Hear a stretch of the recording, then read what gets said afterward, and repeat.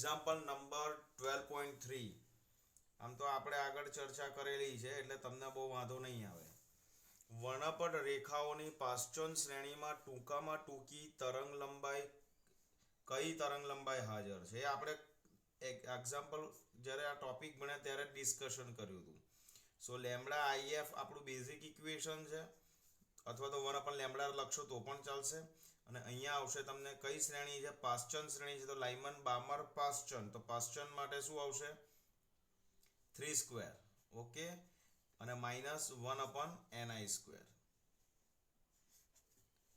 તમે આવું ઇક્વેશન તમે લખી શકો છો. બેઝિકલી આ જે છે એ કોના માટેનું ઇક્વેશન છે? તો કે પાશ્ચન શ્રેણી માટે.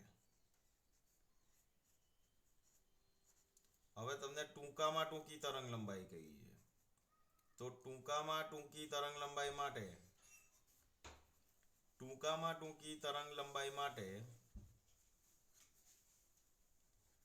ni ની વેલ્યુ ખબર છે આપણે કેટલી લેવાની છે? તો કે ni આપણે ઇન્ફાઇનાઇટ લઈએ છે, બરાબર.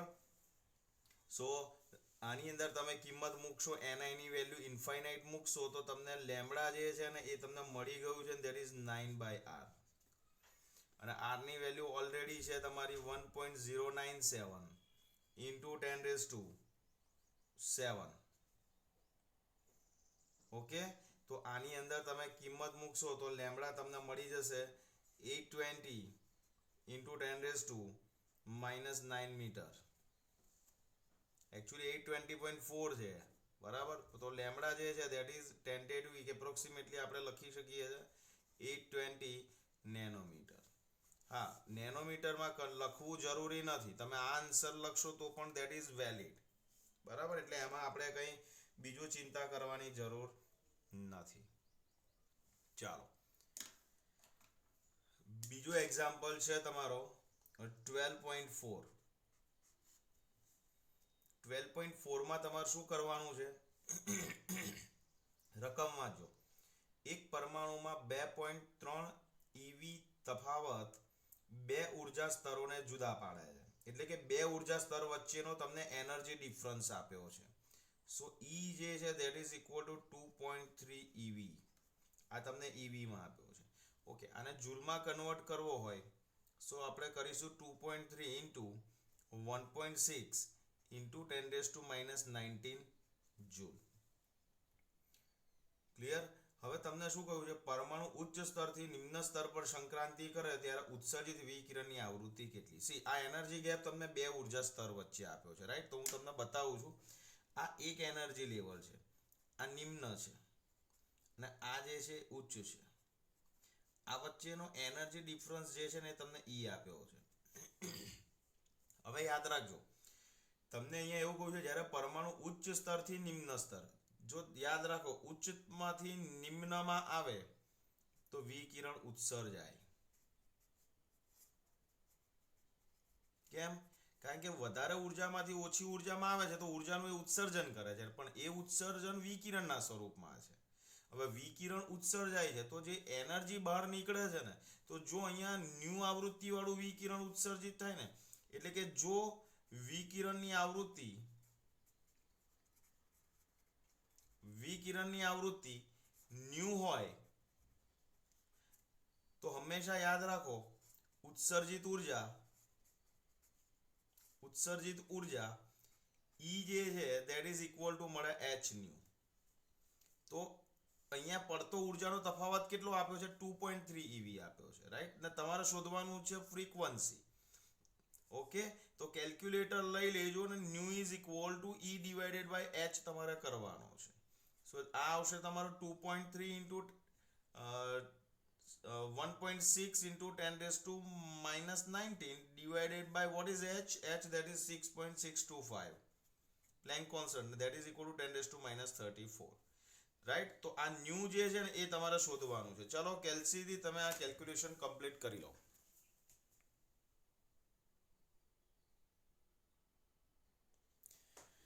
તો બચાવવાનો જે જવાબ છે એ જવાબ તમારો આવશે એપ્રોક્સિમેટલી 5.6 into 10⁻14 હર્ટ્ઝ. ઓકે, તો આ તમારો આન્સર આવવો જોઈએ.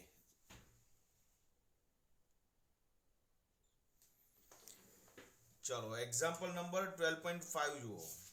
12.5 જે છે ને વિદ્યાર્થી મિત્રો, એ બહુ JEE નીટ માટે મેં જે તમને ઇક્વેશન્સ લખાયા છે એની અંદર, એ ઇક્વેશનની અંદર આ વસ્તુ તમે લોકો અહીંયા એપ્લાય કરી શકો છો.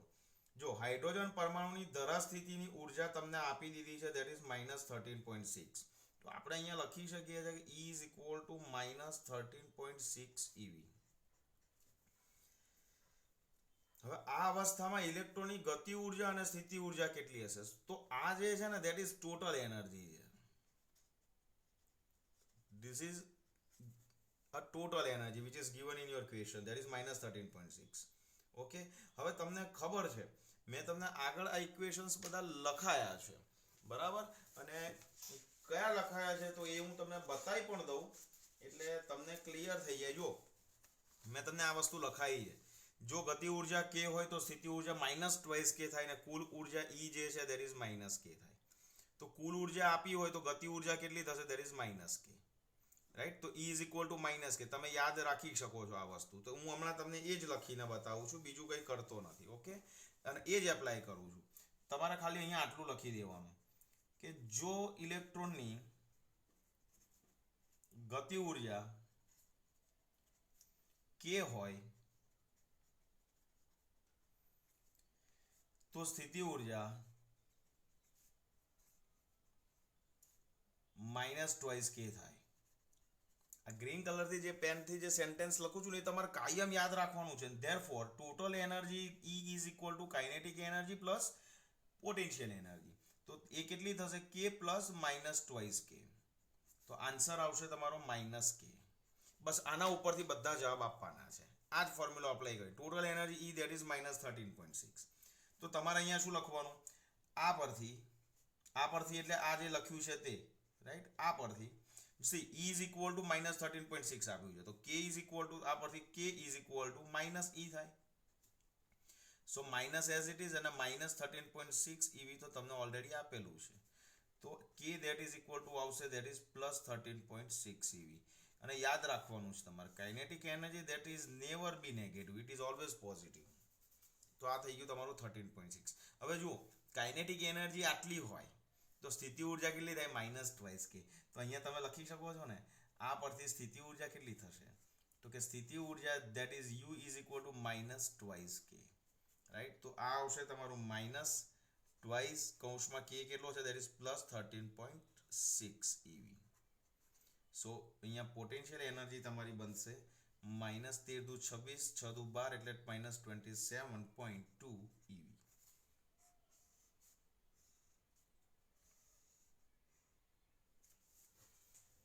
ઓકે, તો આ રીતે તમારે એની કાઇનેટિક એનર્જી અને પોટેન્શિયલ એનર્જી તમારે શોધવાની છે. આ જ યાદ રાખવાનું છે. Very very important matter. અહીંયા હું લખી આપું છું તમને લોકોને એટલે તમને યાદ રહે.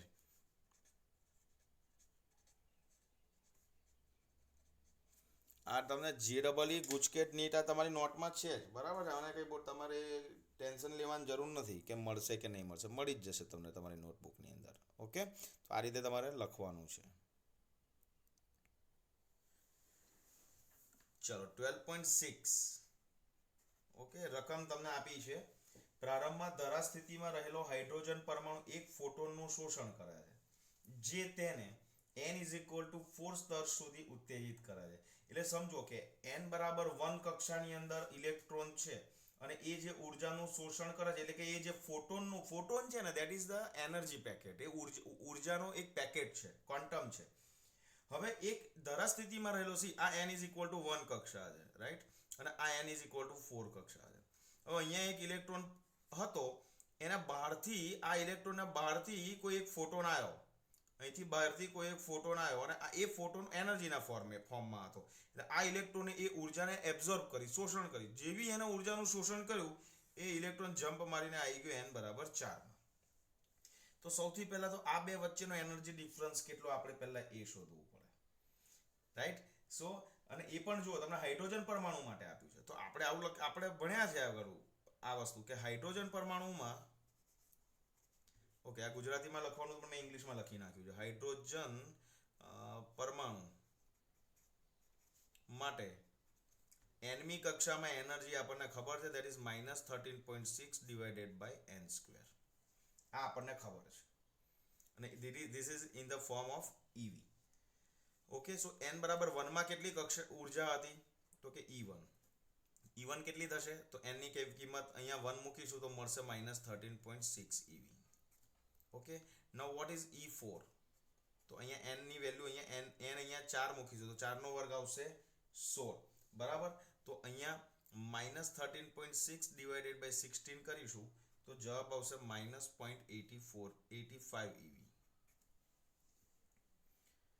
ઓકે, તો અહીંયાથી અહીંયા જવા માટે એને શોષવી પડતી ઉર્જા કેટલી? તો આપણે આવું લખી શકીએ છીએ કે ફોટોનને n બરાબર 1 માંથી 4 જવા માટે 4 માં જવા માટે એને કેટલી ઉર્જાનું શોષણ કરવું પડે? તો કે ફોટોન એ શોષેલી ઉર્જા કેટલી આવશે? તો કે શોષેલી ઉર્જા E that is equal to E4 minus E1. So E4 કેટલું છે -0.85 minus E1 કેટલું છે -13.6. So what we get for E શોષેલી ટોટલ એનર્જી આપણને કેટલી મળશે 12.75.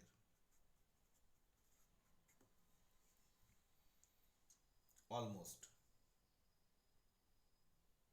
બરાબર, તમે એની કેલ્ક્યુલેશન કરશો તો દેટ ઇઝ ઓલમોસ્ટ તમને મળશે 12.75. ચેક કરી લેજો 13.6 ઓછા 0.85 કોઈ કરી લેશે 13.6 ઓછા 0.85 કેલ્સીમાં અને એ કરી લેશો એટલે જવાબ ઓલમોસ્ટ તમને મળશે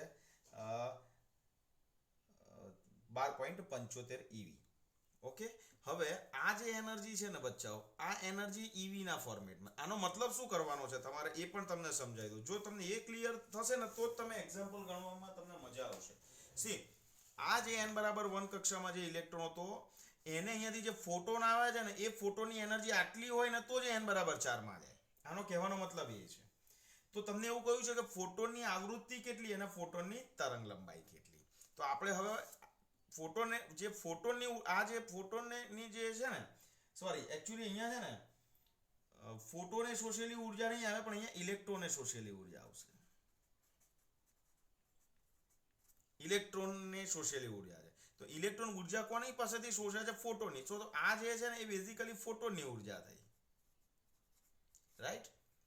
તો આ એનર્જી જે છે એ કેટલી આવૃત્તિ વાળું વિકિરણ ધરાવે છે આપણને એ શોધવાનું કહ્યું છે. તો આપણી પાસે ઓલરેડી ઇક્વેશન છે.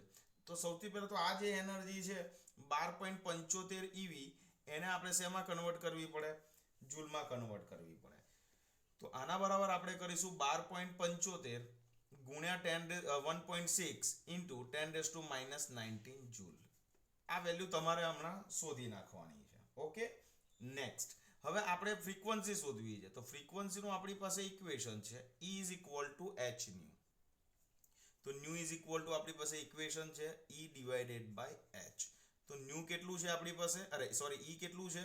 તો E જે છે અહીંયાથી તમને મળવાનું છે, અહીંયા જે મળવાનું છે એ વેલ્યુ તમારે અહીંયા રિપ્લેસ કરી દેવાની અને h તો તમને ખબર છે 6.652 ઇન્ટુ 10⁻34, રાઈટ? તો આ જે ન્યુ છે એ તમારે લોકોએ શોધવાની છે. એ જવાબ આવશે તમારો હર્ટ્ઝમાં, જે તમને શોધવાનું કહ્યું છે. Okay, fine. હવે તમને વેવલેન્થ શોધવાની કહી છે, તરંગ લંબાઈ. તો તરંગ લંબાઈનું ને આવૃત્તિ વચ્ચેનો રિલેશન દર્શાવતું ઇક્વેશન તો ઓલરેડી તમારી પાસે છે, c ડિવાઇડેડ બાય ન્યુ. તો c એટલે પ્રકાશનો વેગ એટલે 3 × 10⁸ ડિવાઇડેડ બાય લેમ્બડા જે છે, ન્યુ. તો ન્યુ અહીંયાથી જે આવશે એને ઉંચકી નહીં નાખો. ઓકે, તો આના ઉપરથી તમને મળશે લેમ્બડા. તો એ જે લેમ્બડા છે એ તમને મળશે મીટરમાં, કારણ કે આ એકમ છે આપણો મીટર પર સેકન્ડ. આ જે છે આપણો hertz that is second inverse. તો મીટર એકલો વધશે તો અહીંયા આવશે તમારું લેમ્બડા. તો આ રીતે કેલ્ક્યુલેશન કરી અને મને જવાબ તમારે આપવાનો છે.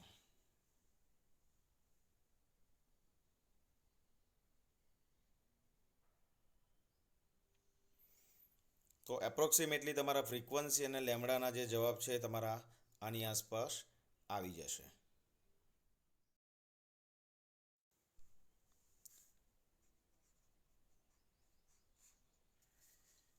વાંચો 12.7 ની રકમ. બોર મોડેલનો ઉપયોગ કરીને n બરાબર 1, n બરાબર 2 અને n બરાબર 3 સ્તરમાં હાઇડ્રોજન પરમાણુના ઇલેક્ટ્રોનની ઝડપની ગણતરી કરવાની છે. રાઈટ. સો તમારે શોધવાનું છે n is equal two 1, n is equal to 2 અને n ઇઝ ઇક્વલ ટુ 3 ની અંદર તમારે શોધવાની છે ઝડપ.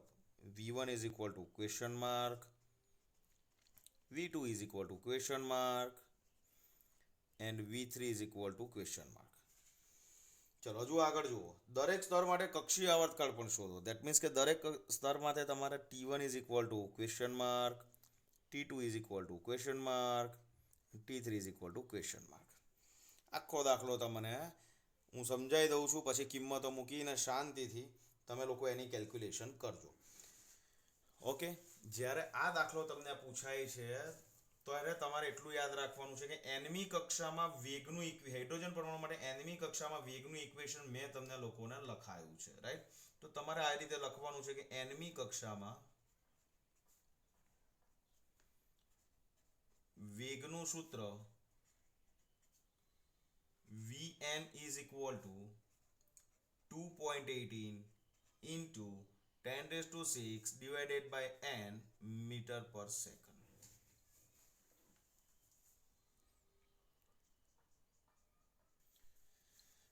તો હવે તમારે શું કરવાનું છે? n બરાબર 1 મૂકવાનું. n બરાબર 1 મૂકો તો તમને v1 મળશે. n બરાબર 2 મૂકશો તો v2 મળશે અને n બરાબર 3 મૂકશો તો v3 મળશે. રાઈટ. તો હું તમને તમારી કિંમત અહીંયા મૂકવાની છે.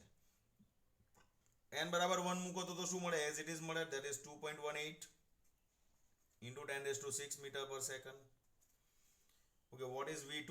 v2 શું મળશે? તો v2 માં n બરાબર તમે 2 મૂકશો એટલે આના ભાગ્યા 2 કરશો એટલે 1.09 into 10 raised to 6 મળશે મીટર પર સેકન્ડ. આ જવાબ લખી આપું છું પણ તમે પાછા બેઠા ઉતારા ના કરશો. આ તમને મળશે 0.73 into 10 raised to 6 metre per second. Right. હવે તમારે શોધવાનું છે, જો અહીંયા આગળ t1, t2 ને t3. તો તમને ખાલી સમજાવું છું, જોજો અહીંયા ધ્યાન આપજો. t નું ઇક્વેશન શું છે? તો કે તમને ખબર છે કે v જે છે that is equal to 2 r divided by t. આવર્તકાળ શોધવાનો છે તો t ઇઝ ઇક્વલ ટુ આવશે that is 2 r divided by v. Okay. તો t1 શું આવશે? તો કે 2 r1 છેદમાં v1. ઓકે. t2 શું આવશે? તો કે 2 r2 છેદમાં v2. ઓકે. t3 શું આવશે? 2 r3 છેદમાં v3 ઇઝ ઇક્વલ ટુ. હવે શું નથી તમારી પાસે આની અંદર એ મને કહો. t1, t2, t3 આ ઇક્વેશનથી શોધવાના છે. શું નથી તમારી પાસે? તો કે તમારી પાસે v1, v2, v3 છે બટ તમારી પાસે r1, r2, r3 નથી. તો તમને r1, r2, r3 માં હમણાં મેં જે ઇક્વેશન બતાવ્યા એ જ ઇક્વેશનનો તમારે યુઝ કરવાનો છે. રાઈટ. ક્લિયર. તો એના માટે કયું ઇક્વેશન અહીંયા હવે એનો મતલબ કે તમારે પહેલા r1, r2, r3 શોધવા પડશે. તો હું તમને બતાવું કે r1, r2, r3 કેવી રીતે શોધશો. તો r નું બેઝિક ઇક્વેશન છે r that is equal to 0.53 into n square particular hydrogen માટે અને આ એંગસ્ટ્રોમમાં છે. ઓકે. સો n બરાબર 1 મૂકશો તો r1 મળશે, n બરાબર 2 મૂકશો તો r2 મળશે, n બરાબર 3 મૂકશો તો r3 મળશે એંગસ્ટ્રોમમાં. રાઈટ.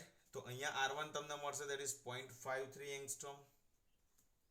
એટલે એને મીટરમાં કન્વર્ટ કરશો તો 0.53 into 10 raised to -10 મીટર. મીટરમાં મૂકવું જ પડશે આપણે, કારણ કે આપણું વેગ જે છે મીટર પર સેકન્ડ છે એટલે એંગસ્ટ્રોમ જે છે એને મીટરમાં કન્વર્ટ કરવા માટે 10 ની -10 વડે ગુણવું પડશે. રાઈટ. પછી 2 મૂકશો અહીંયા આગળ તો r2 જે છે તમને મળશે that is 2.12 into 10 raised to -10 metre. આ હું આન્સર લખું છું પણ તમારે આ ઇક્વેશન પરથી લાવવાનું છે. બરાબર. તો r3 જે છે એ તમને 4.77 into 10 raised to -10 મીટર મળશે. તો r1, r2, r3 ની કિંમત અહીંયા મૂકી દેશો અને v1, v2, v3 તમે લોકો અહીંયાથી લઈ લીધી છે તો તમને 3 આવર્તકાળ મળી જશે. ઓકે. તો 3 આવર્તકાળના આન્સર જે છે એ આન્સર હું એપ્રોક્સિમેટલી તમને લખી દઉં છું. that is 1.527 into 10 raised to -16 second આવશે t1. આ આવશે તમારો 1.22 ઇન્ટુ 10⁻16 સેકન્ડ આવશે. આ જે છે એ તમારું 41.03 ઇન્ટુ 10⁻16 સેકન્ડ આવશે. ઓકે, તો આ રીતે તમારે લોકોએ આની કેલ્ક્યુલેશન 12.7ની કરવાની છે. સો આ આખી કેલ્ક્યુલેશન વિડીયોની લિંક શેર થયા પછી તમને મળી જશે. ફોટોગ્રાફ્સ પણ હમણાં મળી જશે, સ્ક્રીનશોટ પણ તમે લઈ શકો છો. એ પછી તમારે આની કેલ્ક્યુલેશન તમારે કરવાની છે. ચાલો 12.8ની અંદર તમારે શું કરવાનું છે, રકમ તમે વાંચો કે હાઇડ્રોજન પરમાણુની સૌથી અંદરની ઇલેક્ટ્રોન કક્ષાની ત્રિજ્યા તમને સૌથી અંદરની આપી દીધી. સૌથી અંદર એટલે કઈ કક્ષા આવે તો કે n બરાબર 1, રાઈટ. તો તમને અહીંયા જે રેડિયસ આપી છે દેટ ઇઝ r1 અને એ કેટલી આપી છે 5.3 ઇન્ટુ 10⁻11 મીટર અને સૌથી અંદરની છે એટલે આ કઈ કક્ષા થઈ તમારી n બરાબર 1 કક્ષા. હવે તમને શોધવાનું કહ્યું છે કે n બરાબર 2 અને n બરાબર 3 કક્ષાની ત્રિજ્યાઓ તમારે શોધવાની છે. ઓકે, તો આ વસ્તુ ખાસ તમારે જે હું તમને કહેવા જાઉં છું એ તમે સાંભળજો ધ્યાનથી. તમારે જે શોધવાનું છે n બરાબર 2 કક્ષા માટે r2 શોધવાનું છે અને n = 3 માટે તમારે r3 શોધવાનું છે. તો આ r નો અને n નો જે રિલેશન છે એ રિલેશન જો તમને યાદ હોય તો તમારે આટલું યાદ રાખવાનું છે કે ભાઈ r proportional to n square છે. ઓકે, સો આપણે r2 શોધવો છે પહેલા. તો r2 divided by r1 is equal to અહીંયા આવશે that is n2 divided by n1 whole square. So what is n2? તો that is 2 divided by 1 raise to square અને this is equal to 4. So what we get, r2 is equal to 4 times of r1. What is the r1? r1 that is given in your question, that is which is 5.3 into 10⁻11 meter. Okay, તો આ answer જે છે તમારો કેટલો થશે તો કે 5.3 ગુણ્યા તમે 4 કરશો તો 53 ગુણ્યા 4 212. સો 2.12 ઇન્ટુ 10⁻10 મીટર આન્સર આવશે. ઓકે, એવી જ રીતે તમે r3 તમારે શોધવું હોય so r3 divided by r1 is equal to n3 divided by n1 whole square. So અહીંયા આવશે દેટ ઇઝ 3/1 હોલ સ્ક્વેર એટલે 9 આવશે. So what you get r3 that is equal to 9r1. Okay, તો આ જે જવાબ છે તમારો આવશે 4.77 ઇન્ટુ 10⁻10 મીટર. ઓકે, તો આ રીતે તમારે કેલ્ક્યુલેશન, જો આ દાદા એક્ઝામ્પલ છે બીજા 2-3 માર્કમાં પૂછાઈ જાય તો મસ્ત તમારે યાદ રાખીને આ સૂત્રો, આનામાં તો બધા એક્ઝામ્પલ સૂત્ર આધારિત છે એટલે એમાં તમારે હમણાં કોઈ ચિંતા કરવાની નથી. ઓકે, અને એ જ રીતે તમારે જવાબ તમારે આપવાનો છે. ચાલો 12.9 હમણાં આપણે નથી કરતા, સીધા જઈએ છીએ આપણે 12.10 ઉપર. ઓકે, સો 12.10 તમારો શું છે એ જોઈ લો. બોર મોડેલ અનુસાર સૂર્યની આસપાસ 3×10⁴ મીટર પર સેકન્ડની ઝડપથી 1.5×10⁻11 મીટરની ત્રિજ્યા ધરાવતી કક્ષામાંના પૃથ્વીના ભ્રમણને રજૂ કરતો ક્વોન્ટમ અંક શોધો. બોલો, હવે અહીંયા તમારે ક્વોન્ટમ અંક શોધવાનું છે. શું આપ્યું છે તો કે હવે તમને આ ઇલેક્ટ્રોનનો ક્વોન્ટમ અંક નહીં શોધવાનો, પૃથ્વીનો શોધવાનો છે. તો એની કક્ષીય ત્રિજ્યા તમને r કેટલી આપી દીધી છે તો r આપી છે દેટ ઇઝ 1.5 ઇન્ટુ 10⁻11 મીટર. આ તમને આપી દીધી છે. ઓકે, અને ઝડપ કેટલી આપી છે તમને? સો v તમને આપી છે that is 3 into 10⁴ metre per second. તો આ કેવી રીતે તમે ગણશો? તો એક સિમ્પલ ઇક્વેશન છે, જોજો ધ્યાનથી. આપણે ભણી ગયા છે mvr is equal two nh/2π. તો આમાં n ને સૂત્ર કરતા બનાવો તો 2π mvr divided by h. Okay, તો આ બધી કિંમત તમે અહીંયા મૂકશો વિદ્યાર્થી મિત્રો તો તમને n જે છે એ 25.60 ગુણ્યા 10⁻73 મળશે. બરાબર, કશું કરવાનું નથી, સિમ્પલ આપણું વેગમાનનો નિયમ છે, એટલે કે કોણીય વેગમાનને આપણે કન્સિડર કર્યું છે. બોરનો અધિતર્ક છે, બોરની સ્વીકૃતિ છે.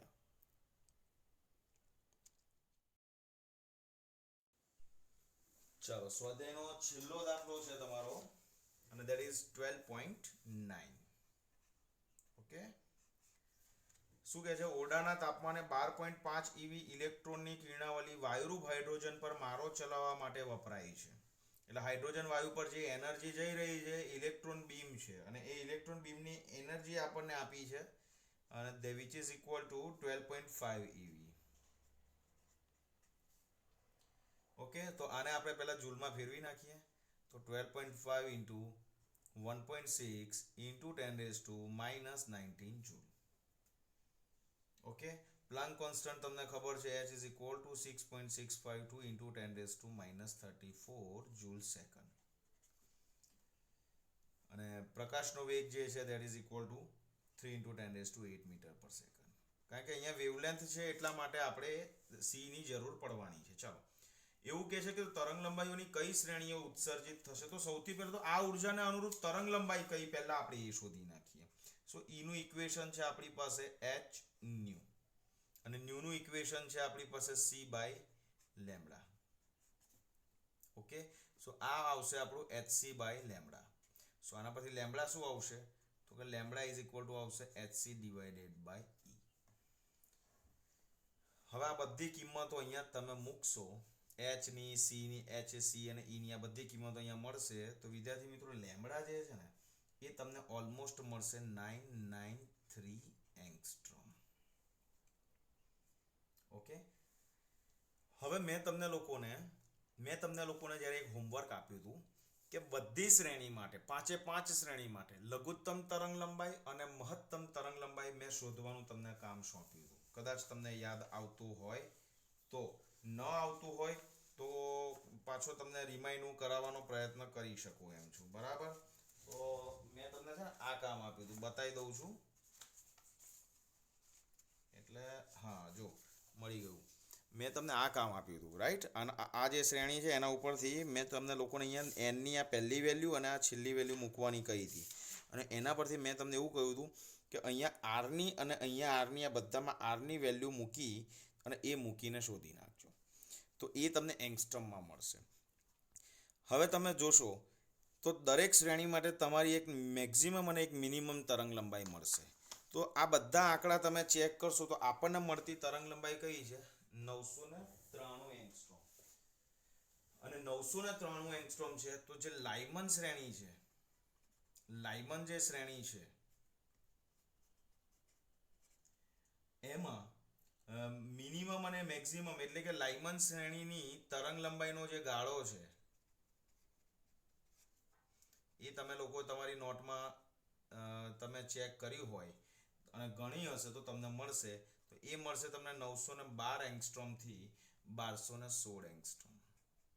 દેટ મીન્સ કે જે એનર્જી વાળું ઇલેક્ટ્રોન બીમ આવી રહ્યું છે હાઇડ્રોજન એટમ ઉપર, એ જે વેવલેન્થ છે એ 993 છે.